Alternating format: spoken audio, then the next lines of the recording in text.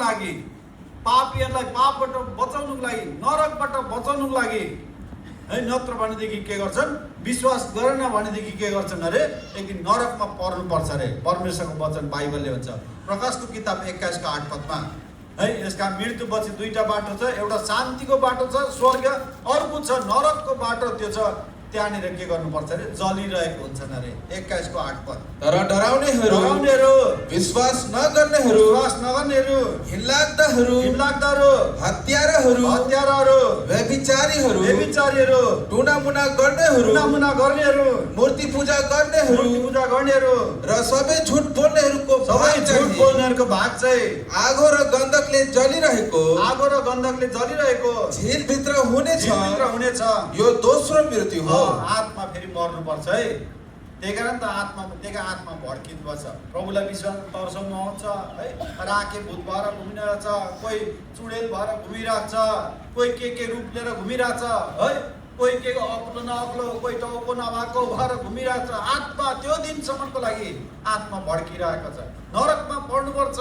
तर हाम्रो बढी आज स्वर्गमा हुनुहुन्छ। आत्मा परमेश्वरले लगिसक्नु भयो। यो आशा भएको कारणले आज मृत्युपछि जानको लागि, किन भन्दाखेरि यूहन्नाको सुसमाचार 11 को 25 पदमा बाइबलले भन्छ मलाई विश्वास गर्ने मर्यो भने हामी मर्छौँ, तर हामी के गर्छौँ अरे, फेरि जिउँदो हुन्छौँ अरे। कति ठुलो कुरा छ। यूहन्ना 11 को 25 पद। यूहन्ना 11 को 25 पद पढ्नु त। येशूले तिनलाई भन्नुभयो, पौडी उठाएर जीवन म नै हुँ, जसले म माथि विश्वास गर्छ ऊ मरे तापनि जिउनेछ। मरे पनि जिउनेछ। कति ठुलो कुरा यो आशा। यसका हामी पनि मर्छौँ तर हामी जिउँछौँ। स्वर्गमा हाम्रो बढीलाई एक दिन के गर्छौँ, भेट्छौँ।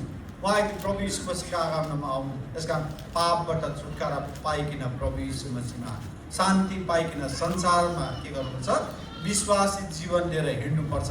त मृत्यु कुनै घडी आउँछन् अरे, तर मृत्यु आएपछि के गर्नुपर्छ, हामी खुसीसँग जान सक्छौँ। यसका अहिले हामी है अलिक दिनको लागि यसका हामी के गर्छौँ है, गीत पनि गाउँछौँ होइन।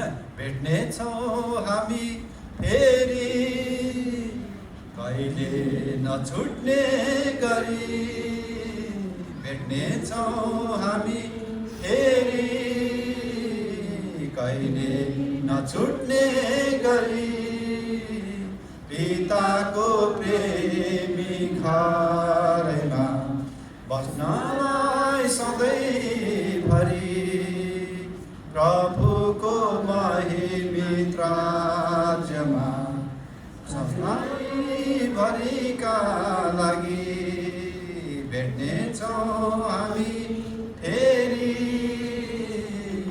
हामी भेट्छौँ। यसका हामी के गर्दैनौँ, डराउँदैन, हाम्रो रुँगी बस्दैन, हाम्रो काज किराहरू हुँदैन, हाम्रो बाटो लगाइ बस्नु पर्दैन, हामी मौन धारण गरेर शान्तिको लागि प्रार्थना गर्नु पर्दैन, हामीले क्यान्डलहरू जलाइ बस्नु पर्दैन। उहाँ नै के गर्नु, जसले प्रभु यीशु मसीहलाई विश्वास गर्नुभयो उहाँ आज स्वर्गमा। हामी पो बरु यो संसारमा अब दुःख पीडा भोलिको दिन कस्तो आउँछ त्यो दिन हामीलाई थाहा छैन, तर हामीभन्दा जतिजना अगाडि जानु हुँदैछ उहाँहरू त कति धन्यको कुरो, कति ठुलो कुरा। भजन संग्रह किताब 115 को 16 पद। धर्मी जनहरूको मृत्यु प्रभु यीशु मसीहमा यति अनमोल छ। यसै कारणले गर्दाखेरि आज हामी पनि के गर्नुपर्छ, तयारी हुनुपर्छ। भजन संग्रह किताब 116 को 15 पद। परमप्रभुको दृष्टिमा उहाँका पवित्र जनहरूको मृत्यु अनमोल छ। प्रभु यीशु मसीहको दृष्टिमा उहाँलाई पाएपछि पवित्र भएछ, उहाँको मृत्यु पनि अनमोल छ।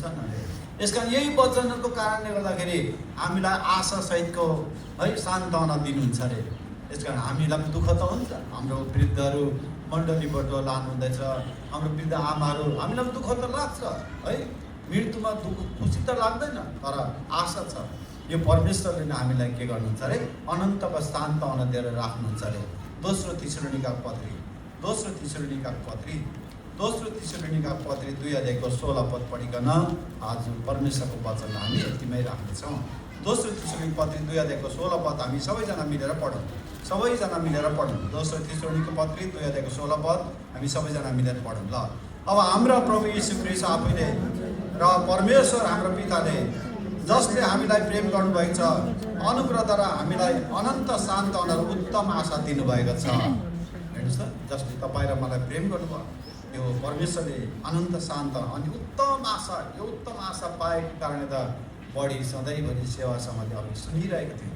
लगातार सेवा सङ्गति गर्दै दुःख सुखको जीवनमा पनि प्रभु यीशु मसीहको सेवा गरिरहेको कारणले गर्दाखेरि उहाँको मृत्यु पनि अनमोल भएको छ। प्रभुले हामीलाई सहायता गरेको